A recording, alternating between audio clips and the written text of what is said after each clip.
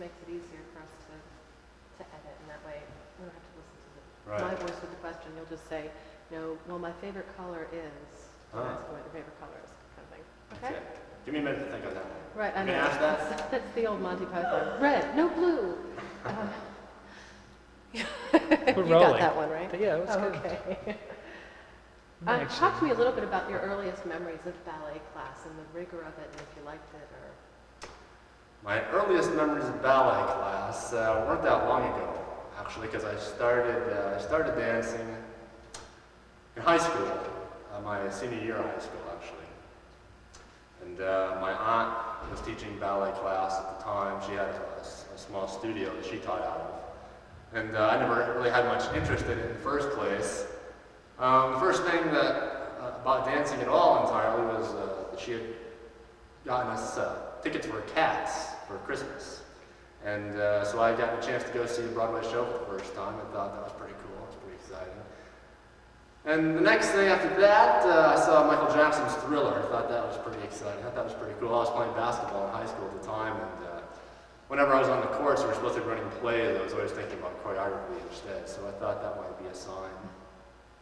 So she actually asked me to come on in and teach the ballerinas some of Thriller, which was kind of interesting for all of us. That was my first experience actually going in and seeing a whole room full of tutu-clad girls and expecting them to learn Michael Jackson. It was rather interesting for my first experience. But yeah, that's how it all started pretty much.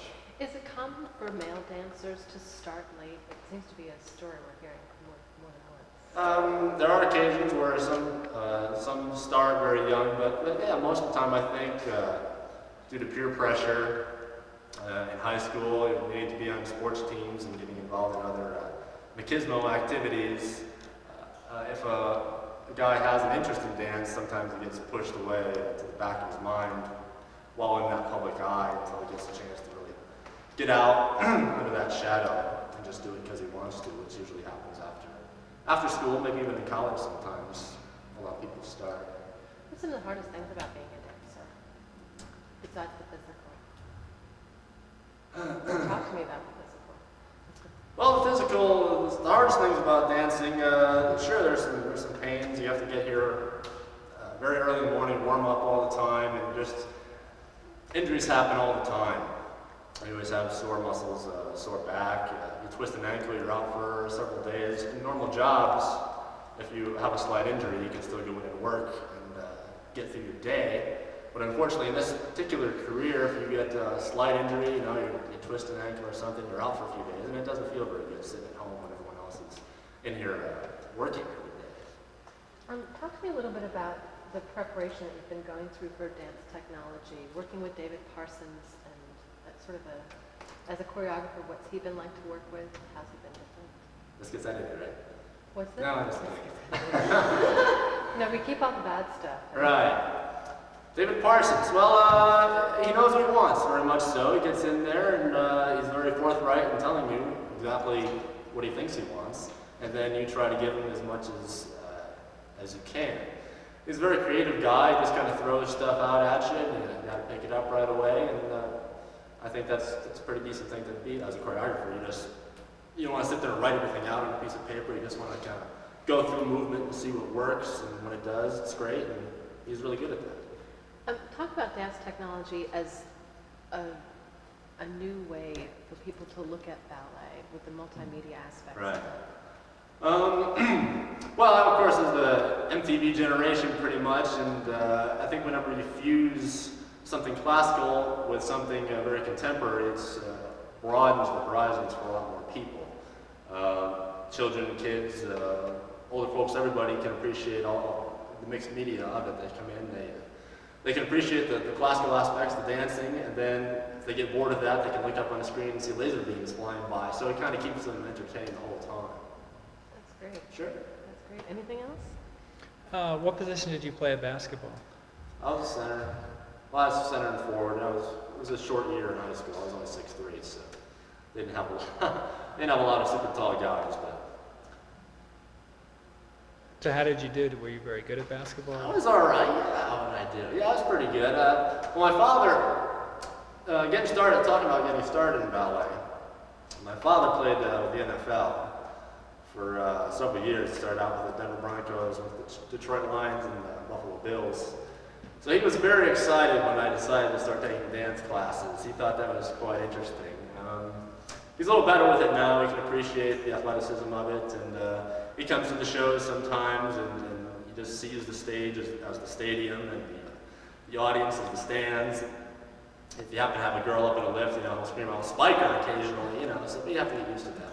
He's much more with it these days. He's appreciative of it. Would you say that you are more of the contemporary male ballet persona than we had, say, in the 60s and 70s?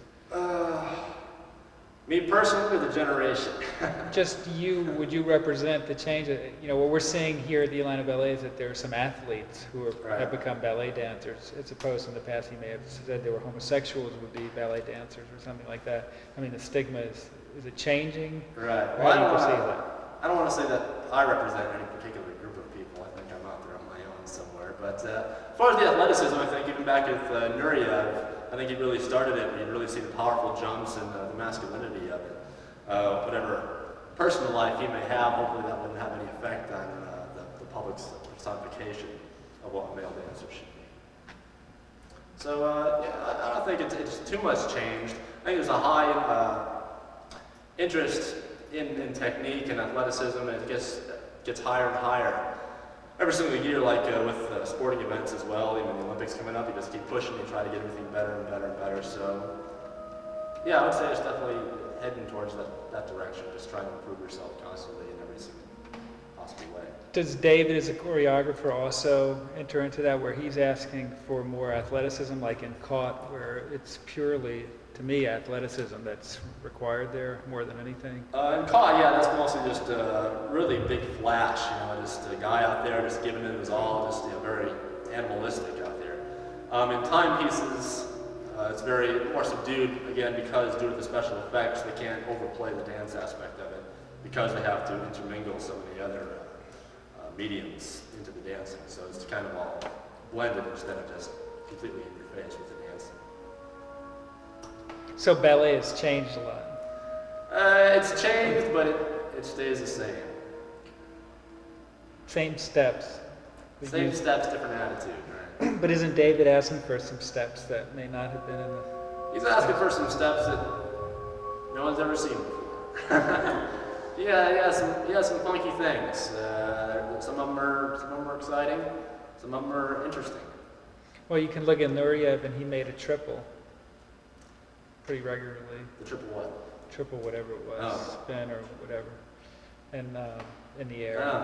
I did 8 turns the other day. Of course, it was a car accident, but that's. But I mean, he changed. Do someone like David, could they be changing ballet? I mean, is ballet stuck in one period, or is ballet always evolving, and is this part of the natural evolution? Well, there'll always be the classical ballets, the Swan Lakes, and Nutcracker, things that'll always want to stay the same, just for the history of it. And a lot of those steps and things will never change. So we have that. That's kind of like a separate entity. And then we have contemporary ballet, which allows you to use different kinds of music, different kinds of lighting and costumes. And that's the great thing about the Atlanta Ballet here, is they fuse both of those things into programs. So there's really something for everybody to see. The classical and the contemporary really mixed together in a good way. What else is unique about it? What else is unique about the Atlanta Ballet, besides the fact that I'm here? Besides that, Yeah, that's really unique. Well, right now, of course, it's the center of the world, really, with the Olympics coming up. It's everything. John McFaul coming in, he's bringing a whole new energy to it. I've known John for several years now, and he just has that effect. He brings an excitement and an energy to everything he does, which really makes the Atlanta Ballet a very special place to be at the moment. Great. That's great. You have to remember another thing, David. We're not going out over broadcast. Yes, I Air. understand We're going that. cable only. So Yeah. with cable only, you have a different requirement too. Yeah, this looks. I mean, it's not NBC. I wish I had Beta SP, but You don't need it. it does a beautiful job. But Content's most important. no, the content is the most important. We're rolling. Great. I'm sorry, your name again? I'm sorry, I'm Samantha Young. Sam, sorry. Sam, that's great. We want to talk a little bit about dance technology. Tell me how you're combining the classical elements of the music and juxtaposing that with your sort of modern dance moves. Talk a little bit about that. We're trying to really make kind of a classy statement with technology. Because a lot of times you can sense if something's been manipulated by computers. And that's why we decided to pick Rita Blitt, an artist who's doing paintings. So the whole style of it, we're trying to make a style using technology, but with a style, to give it a classy kind of edge. We're using actual paintings that we morph, so that there's a human edge to that. We're using classical music to give it a rich, profound feel. We're having the dancers actually like reach towards computer-generated dancers, and they look at each other and things like that to make a connection. So, and the movement, of course, as you were saying, has a very, it's modern, but it has a very kind of a profound flow to it with that music. So it gives it just this kind of a wave-like effect coming at you. That's great. Talk to me also about the process of choreography. You seem to have a much more collaborative style than maybe most. I have a much more collaborative style than most dancers want me to have. But that's innate in me as a person all through my life. I like people to be really involved, not only just to do the steps, but to understand why they're doing them, to be able to take them and introvert them and reverse them and turn them inside out for me. I like them to be a part of the creative process. My company, the Parsons Dance Company from New York, we work very collaboratively. And I'm now letting loose, and hopefully some of my dancers will actually do pieces for my company, which is a risk, because they could be better than you.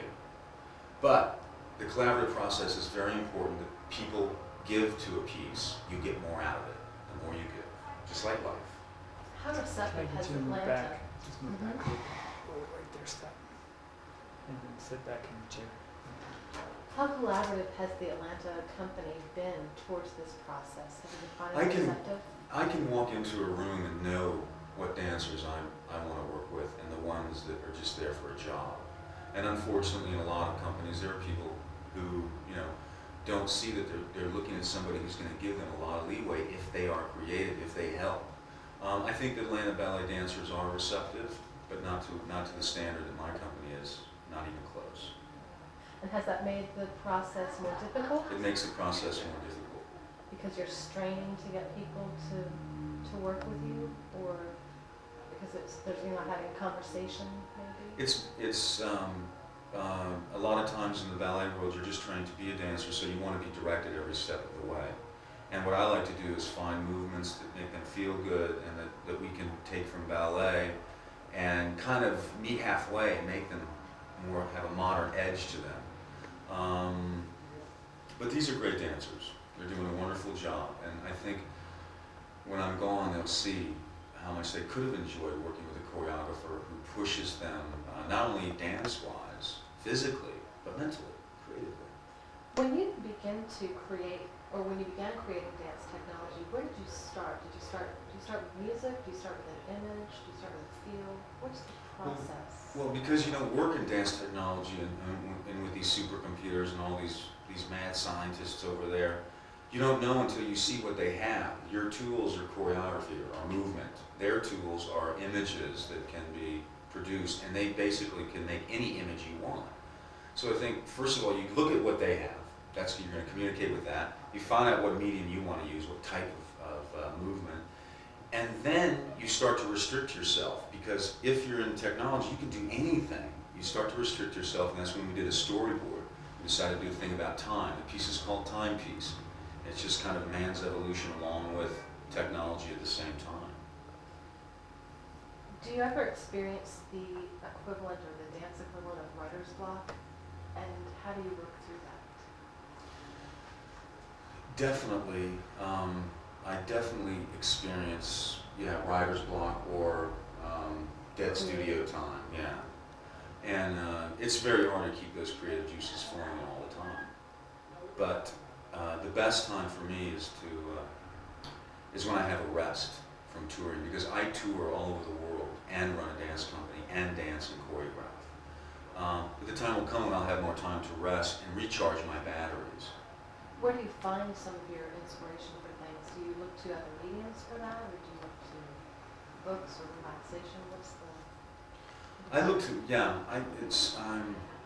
I get my inspiration where something catches my eye. You know, something really, like I saw a documentary on Muhammad Ali, and I didn't realize what he went through to become Muslim, what he did, and how he lost his title, and all these things. Just that inspiration. You can get inspiration as an artist, and it doesn't have to be in your own medium. It's very inspiring for me to work with these scientists, engineers, because they're in a whole other medium, and the patience that they have to get something absolutely perfect. Dancers, movies, television, everyday life. I would say the things around me that I see that are real are a lot of times more inspirational than things I see on television or movies. That's great. Let's see, I have one more.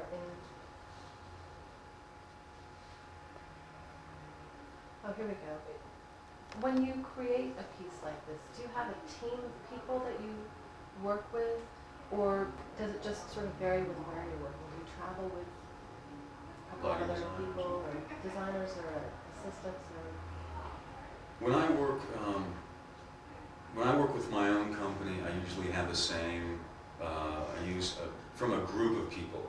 My line designer, Hal Binkley, usually stays the same. Then I have designers and so forth in New York. But when I'm outside of New York in this situation, I like to use the people who live here.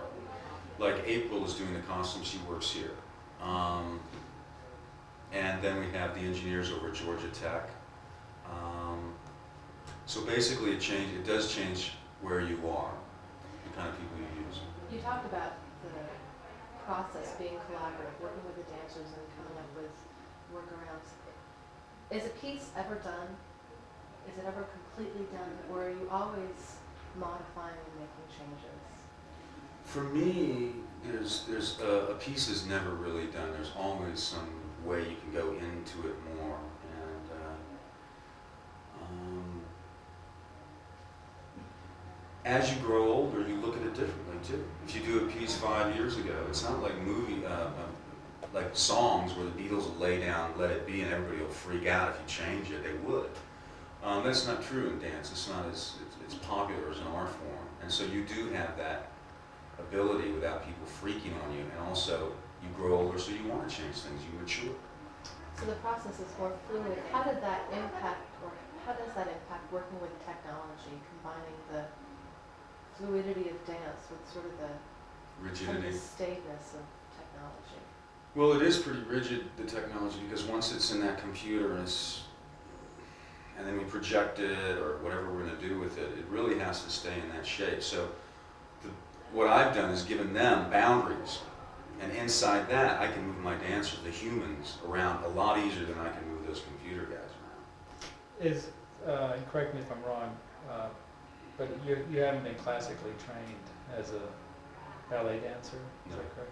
Does that, what sort of impact does that have on you trying to get the dancers to do what you're doing? And the second part of that question, which is related, is ballet, I believe, is evolutionary, and are you part of that evolution to ballet, to bringing this kind of You mean style of dance dance, is something like evolutionary? caught?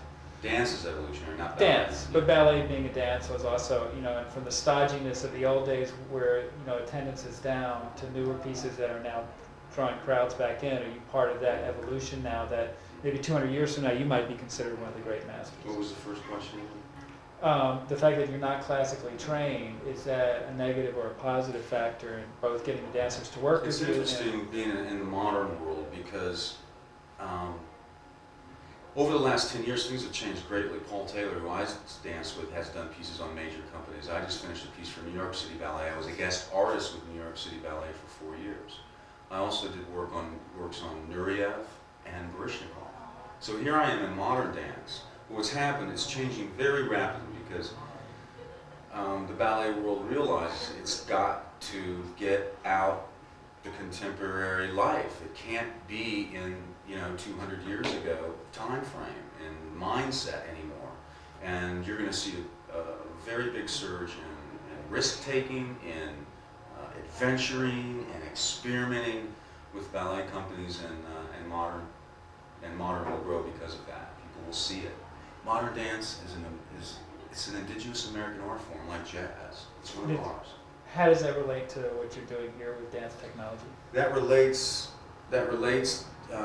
as on a kind of an evolutionary scale. If you see a modern choreographer going into New York City Ballet, and I work with them, and I get to use their technique, and it starts to make kind of a hybrid of ballet and modern, then I come here and they get a taste of it too. Some of these dancers, like who will be doing Caught, the solo, it'll change the way they work as dancers from now on. And I'm sure this whole dance technology will hopefully change the way the dancers look at their art form. If you could, how big do you dream in terms of creating a production? If money was an object. I've dreamt very, very large on productions before. And I won't say what they were because they're great ideas and someday I might be able to get them and somebody will steal them from me. But major things inside the theater, inside the house where people sit, on stage. So really breaking the fourth wall and the boundaries. Yeah, I would really like to break those boundaries, but Well, give us conceptually an extravaganza like a Batman or something that's a $200 million water world. Well, no, I would hopefully never go successful. That far. Never go that far. The reason why my company is so successful is that we don't even have any sets. We do it with the human body. And I will most likely stay in that realm. I'm not really into doing major spectacles. We have enough of those on Broadway and around the world. What I want to do as an artist is be known as a very, very good choreographer. And that's it. Human body. Can you give me an impression of Bob Fosse? Hard worker. Bob Fosse was a perfectionist, the kind of, when I get really stressed out, you feel like Bob Fosse, what he went through. That's where you take your guts and really make work. And any good choreographers felt that, and there's danger in that, physically, mentally. It's dangerous for you as a human to go through that. Good. That's terrific. Thank you, David. I appreciate it. Thank you, sir. We'll see you around. Yeah, release form? Yeah. Where's that? Would Amanda sign them?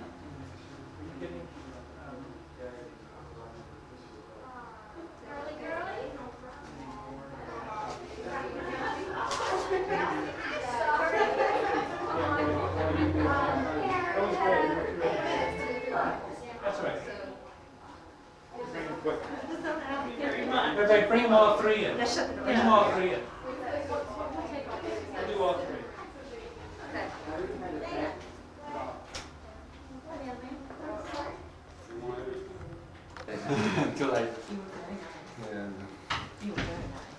Samantha, if it helps you, you don't have to dig.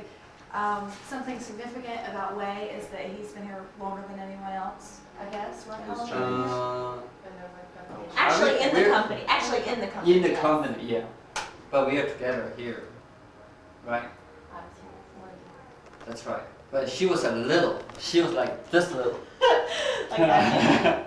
She was a student, right? Yeah, doesn't matter. She was an embryo here. Congratulations. How old were you when you started dancing? I would start, 13 years old.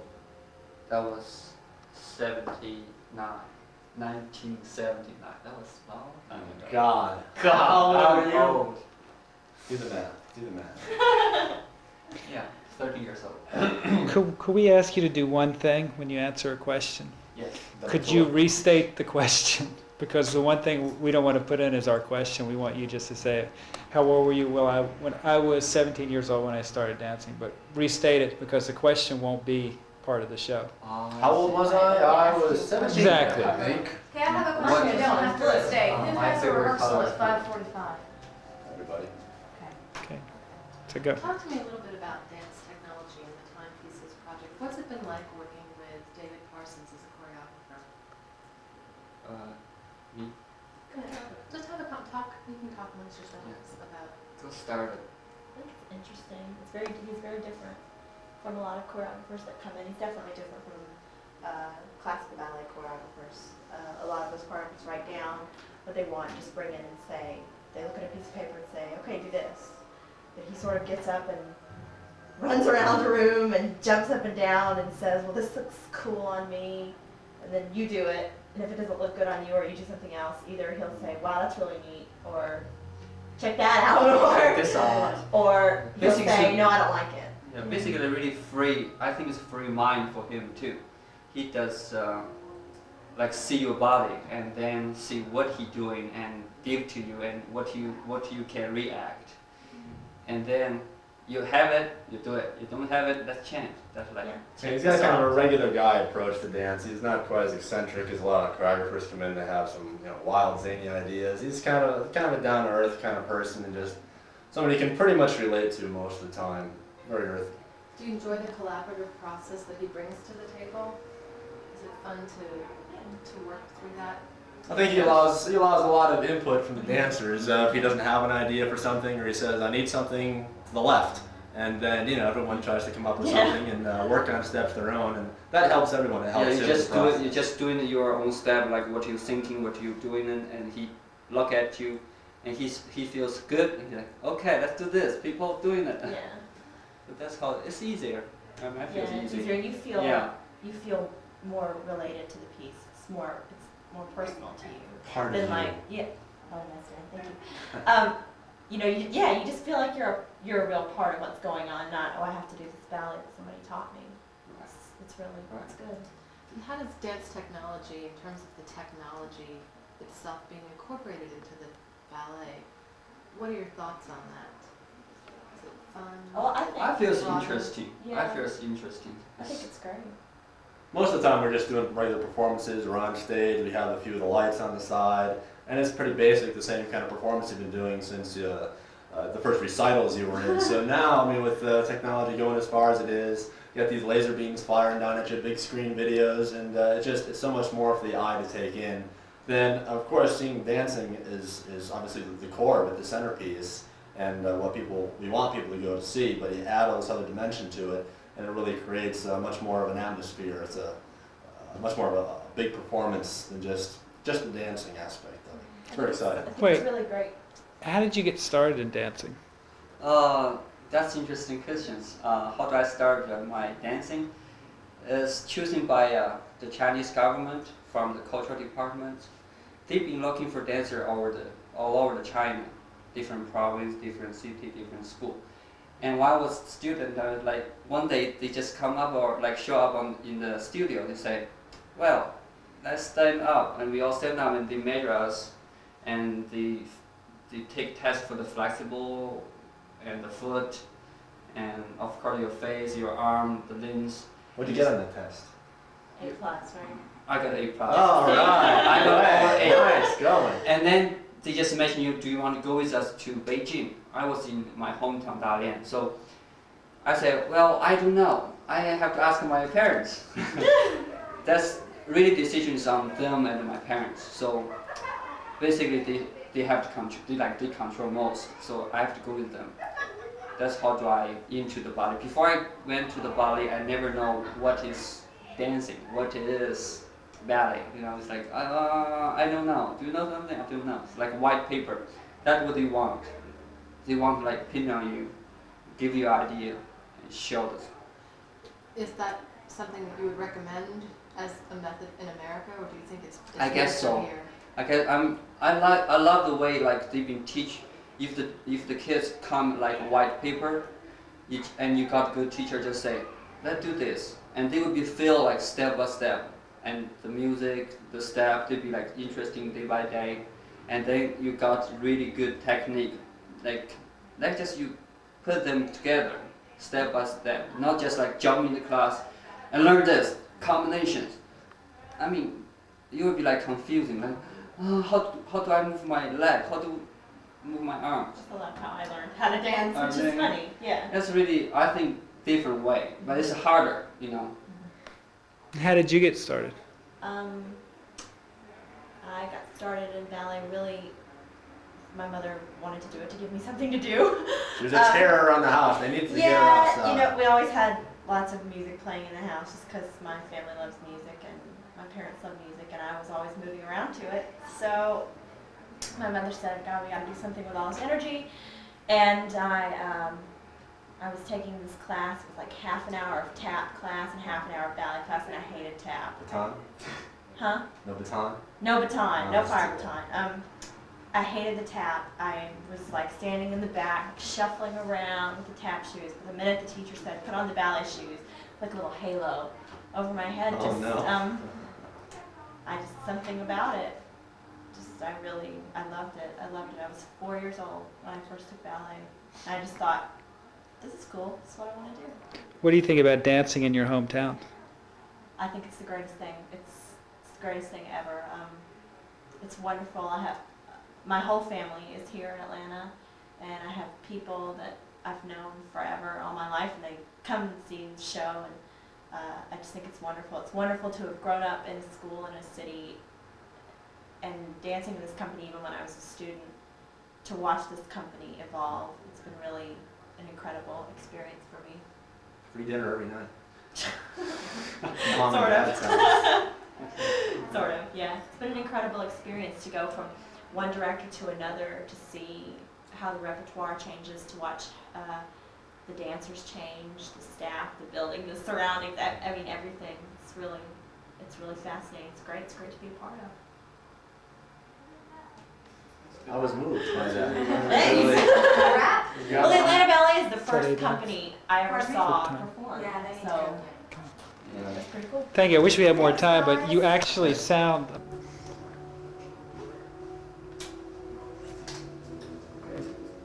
Why don't you say I'm John McFall, Artistic Director.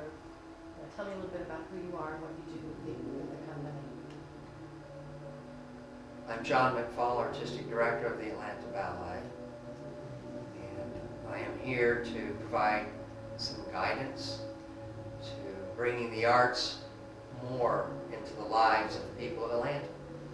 That's great. As a choreographer and a dancer, as your background, how does this influence you as Artistic Director for the company? As a choreographer and a dancer, my passion is to provide the opportunity to colleagues, to artists, to come together to explore their sense of expression, to help them discover what it is that compels them, their dreams, their aspirations, their desires.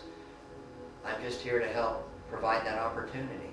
And I think my history as a dancer and a choreographer, being challenged in that field myself, I recognized the hurdles, the numerous obstacles involved in the process. So here at the Atlanta Ballet, I'm doing everything I can to cultivate a proper atmosphere so that the arts can flourish. That's great. The Dance Technology Project is an annual collaboration that you do with Georgia Tech. What's different about this year's project than in years past?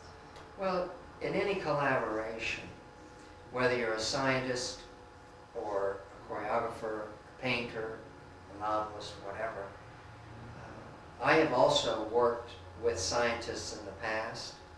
I did a ballet called Quanta some years ago, and I remember a reception where we had all of these scientists from the Livermore Labs. Have you ever heard of Livermore Labs? Pretty heady people. And they were into the sixth dimension and all of that. They were more artists than artists are artists. So it's really about the creative flux. It's about the adventure of discovery, and that's why it's such a beautiful collaboration. We're merging perhaps different fields, but I think the inspiration that drives these individuals, there's a strong common ground. I think this year's collaboration is distinguishable perhaps from others because of the people involved. David Parsons, very gifted choreographer, has had his own company for a decade, has a special affinity for this type of collaboration. And I think that will be reflected in what we see on stage. He's very adventurous, and he really goes the distance, and he takes great risks. Talk a little bit about David's being commissioned for the project. Did you give him some guidelines, or how did that process occur? Just for your information, I think I might have been the first artistic director of a ballet company that commissioned David Parsons to do a premiere 10 years ago when I was directing another company. And he's a natural.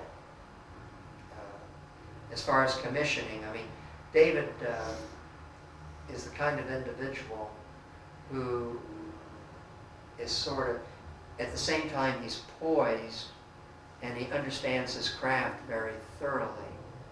And yet he's like a million volts of electricity when it comes to ideas, and he can be spinning in any number of directions, and he spun his way right to the Atlanta Ballet. I think because, number one, we've had a rapport in the past, and he recognizes how we welcome collaborators to take risks and be adventurous. Describe this year's project in terms of its classical ballet interspersed with technology. Talk to me a little bit about how you would put into words this year's project. It's really very challenging. I can't speak for any of the collaborators, but as an observer, having sat in a rehearsal and watched a run-through, and this is before all of the elements are merged. Stop for camera reload. Oh, that's behind me. That may be a problem.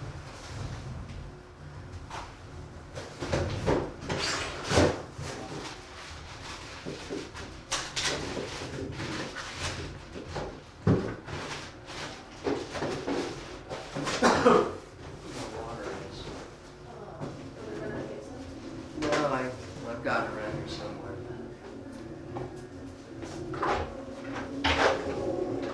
Can't believe that. I can't believe that.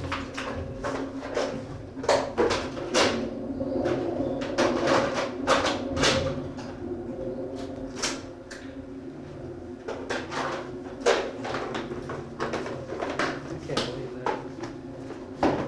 have sworn I checked him.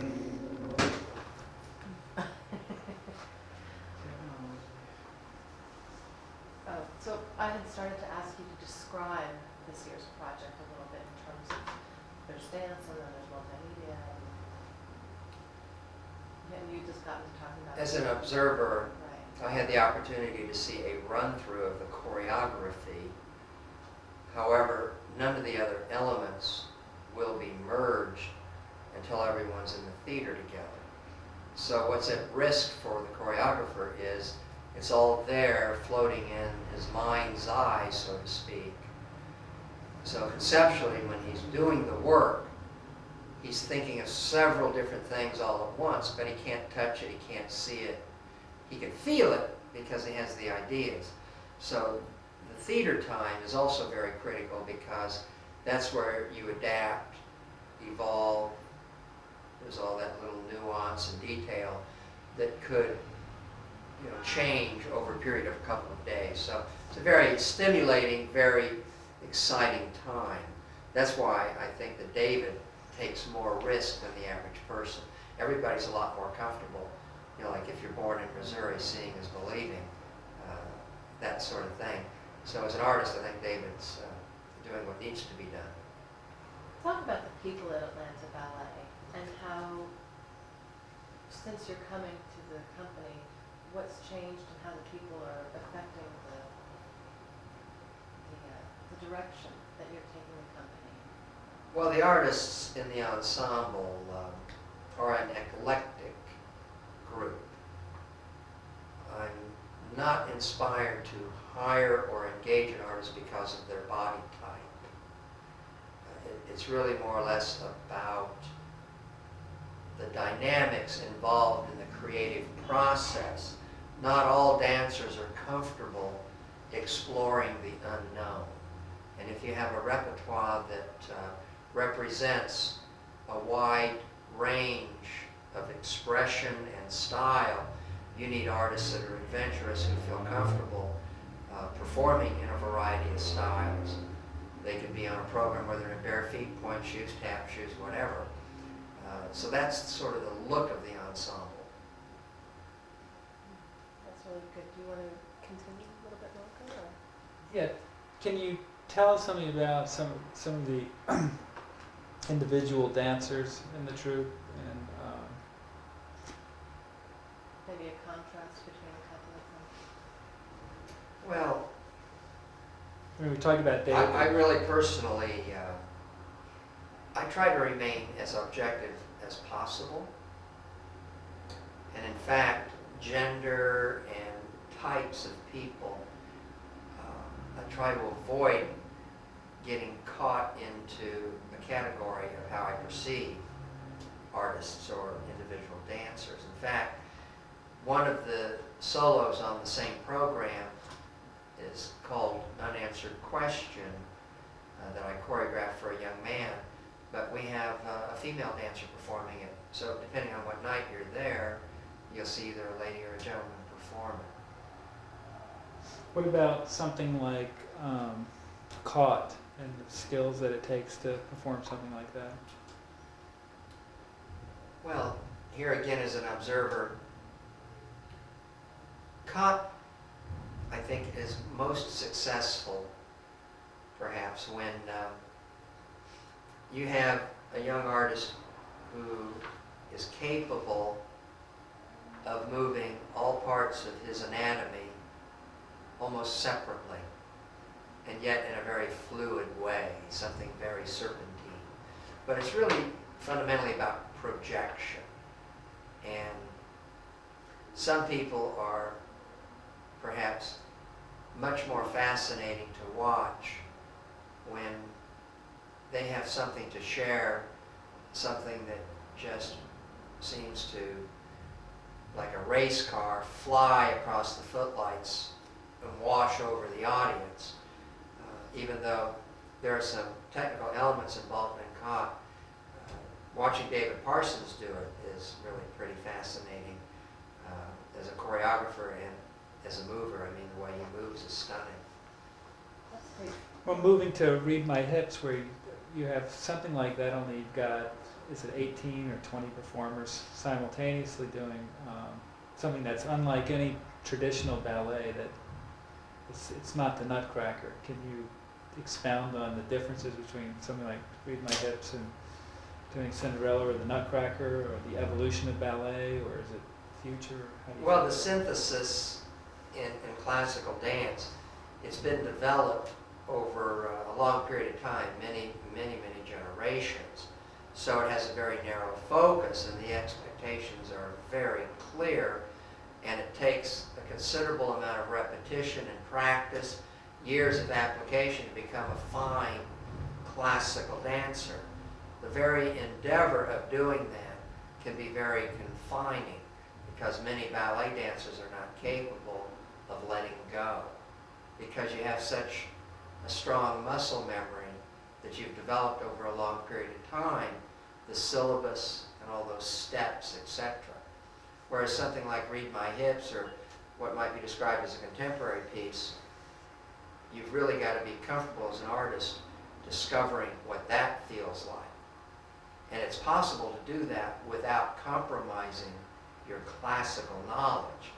But that's always been a topic for very stimulating discussion, because there are some mentors and teachers of classical dance that abhor the idea of a classical dance taking, or a dancer taking jazz classes or African flamenco, because they feel that it dilutes the artist's ability to perform classics well. And I think just the other way around, where I believe that the broader and deeper the experience of the artist is in all these other disciplines, it actually, in fact, enhances the classical dancer's ability to interpret and convey and express. Do you see that as becoming the character of the Atlanta Ballet? I mean, I imagine every ballet ensemble has its own character.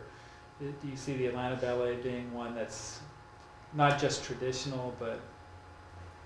I think that each dance company is certainly distinguishably different than any other. There are no two dance ensembles. They're the same, they may have similarities. I think the Atlanta Ballet, in our endeavor to collaborate with some of the most interesting voices in the field, we will assemble a repertoire that we think will be unique and will distinguish the Atlanta Ballet because no one else will be doing it. We would like to create world premieres. And in that process, when you bring composers, choreographers, designers, who are going to be placing demands and expectations on the ensemble that are unique and unusual, I think that through that endeavor, the Atlanta Ballet will be distinguished from other companies. You know, it's all a very subjective situation. We all have our preferences and perhaps things we're more fond of. It's important to avoid, I think, being judgmental when you are in the process of saying, well, gee, I like this company or I don't or whatever. All I really am committed to do here at the Atlanta Ballet is once again to bring people into a collaborative stew so that those variety of ingredients will perhaps convey something that will touch people's hearts and minds in a wonderful way. And how does that mission fit? It sounds like that mission fits perfectly with your opening up the Dance Education Center and expanding. Well, the whole philosophy of the new Dance Education Center is to engage the community, the people of Atlanta and people of all ages. Everyone has an imagination. Everyone is creative. Their thoughts, their feelings. Everyone expresses. You build a rapport. There's an emotional connection. It's thriving. It will flourish because people will recognize the benefits and the merits of their participation. It's simple attitudinal stuff. If you really enjoy what you're doing and you're enthusiastic, it takes care of itself. You're highly motivated. And that's what dance can do. And dance can promote understanding. It can break down barriers. You'll discover things about people that it might have been intimidating at one time, and you end up celebrating all the differences. So it's all about that process. That's great. John, I want to talk just for a minute about you and your illustrious career. Two parts to the question. The first is the Atlanta Ballet a culmination of your working as an artist and becoming a choreographer, moving on to San Francisco, I believe, and then to, was it Cincinnati? Columbus. Columbus. You know, what has that brought to what you're bringing to the Atlanta Ballet? All of that, being a dancer, then choreographing a lot of companies and becoming artistic directors of two fairly major companies. Well, the Atlanta Ballet is, again, in an evolutionary sort of way. Many, many very fine people have brought many wonderful things to the Atlanta Ballet and to the effort over a long period of time. And that will always remain a part of the Atlanta Ballet. What I will do in the process, to whatever degree I can, is bring my personal experience, the mentors, the teachers, the choreographers, designers, the audiences, the ideas. Naturally, through that experience, I will project some of that, but it will be uniquely woven into the community. This is about Atlanta. It's not about any one person. I am more or less acting as a catalyst to provide a process that will engage the entire community. We're here for everybody. It's not something you're doing solo.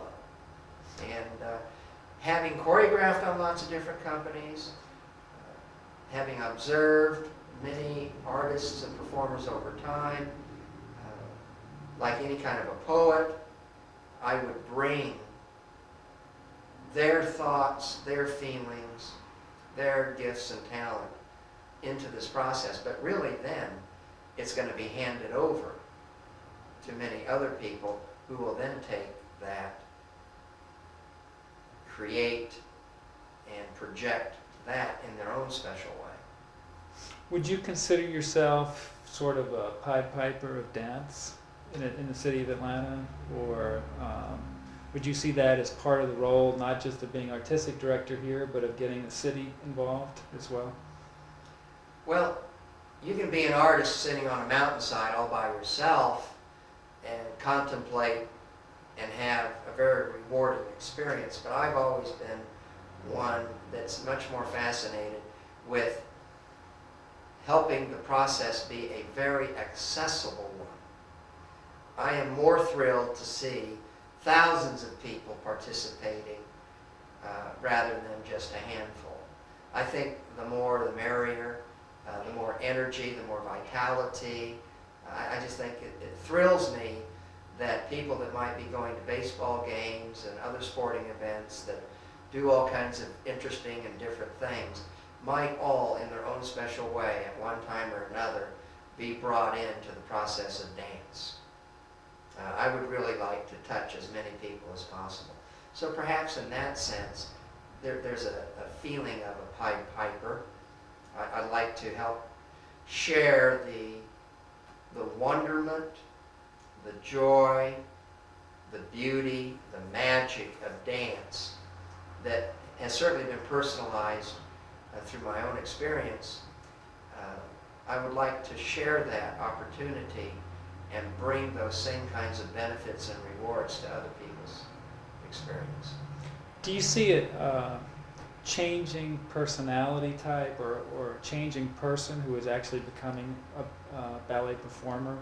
I noticed when we were speaking to some of the people here, one of them was a basketball player, one of them was, some of them started late in life at dancing, and they seem to be from all different walks of life, one from China, and just different backgrounds as opposed to just being raised from the age of 6 or 7 in ballet shoes. Well, the way I would respond to that, dance has a certain universal quality, a universal spirit. What always intrigued me is how people, dancers and artists from different cultures from around the world, from different political regimes, different theologies, where as artists they were able to leave all of that junk and stuff outside the studio. And what happened in the studio was phenomenal. So it really brings it down to something that's very pure, honest, and very simple. And it's a beautiful relationship. That's what dance can do. It's a nonverbal art, basically. And you can build an invisible thread that is a rapport. You can exchange feelings and ideas and thoughts and create wonderful relationships. Doesn't matter what religion your family practices or what political system you might live in or any of that. That's one of the special reasons that I've always been vitally interested in the arts. So the theater world opened a window to me that enhanced my perception, and I met a lot of really fascinating people in the process and was able to discover a lot about myself as well. So if you've got a dancer from China, Korea, Russia, Germany, Mexico, Canada, Norway. I've danced in very international companies. I danced in Munich, Germany, in the Bayerische Staatsoper Ballet. There were about 85 people, and I bet we represented 35 countries. And it was fabulous. I mean, it's just percolating with all of these cultures and ideas, and yet you have this common thread, this sense of humanity and compassion and understanding, and you're all there expressing yourselves. To me, that's pretty fascinating. I think it's wonderful. And you're so motivated in the process. You know, you're so engaged in doing what you're practicing, and you know, when you're that enthusiastic and motivated about what you're doing, you don't want to do anything else. And I think dancers have a very challenging life in this country. I don't think dancers, frankly, are very appreciated by and large. They're certainly not paid very well, and they don't live a very material life. They're certainly not rich with goods and cars and furnitures and clothes and all of that, but they're rich in many, many other ways. And I don't know many dancers that would trade it for a moment because of that special opportunity. What would you tell the young people of Atlanta who might be considering going into dance, or who absolutely would think that ballet would be the worst thing in the world, and yet you've got someone here who's like that, who went into ballet and said, ballet, I'd never touch it. And what would you tell young people to encourage them to look at dance? Well, dance is really fundamentally about expression, and there's a lot more going on besides classical dance, okay?